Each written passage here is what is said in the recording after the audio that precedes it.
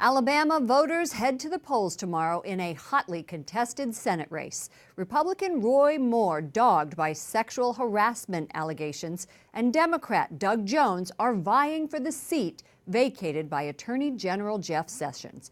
President Trump is stumping for Moore. Capitol Hill correspondent Jason Calvi has more. Good evening, Jason.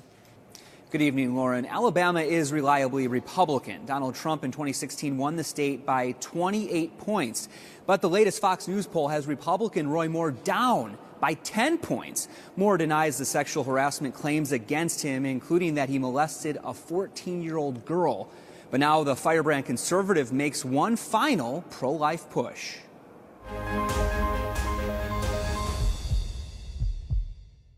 In his latest ad, Republican Roy Moore is attacking his opponent's pro-abortion views and promising to defend life. President Trump is in Moore's corner, recording these robocalls with a pitch to Alabama conservatives. We're building a stronger military and protecting the Second Amendment and our pro-life values. But if Alabama elects liberal Democrat Doug Jones, all of our progress will be stopped cold. Democrat Doug Jones supports abortion rights. In September, he told MSNBC, "I'm not in favor of anything that is going to infringe on a woman's right and her freedom to choose. Once that baby is born, that's where I become a right-to-lifer." That pro-abortion stance is not enough to push Alabama's senior Republican senator to vote for Roy Moore. Senator Richard Shelby says he's writing in another Republican. I think so many accusations, so many cuts, so many drip. When it got to the 14-year-old story, that was enough for me. I said, I can't vote for Roy Moore.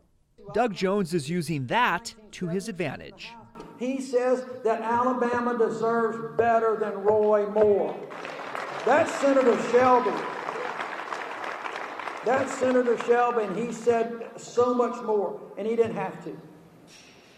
Roy Moore has been absent from the campaign trail for the past week, but last night he broke his silence, saying firmly in a TV interview the allegations he molested and tried to date teens are false. Lauren?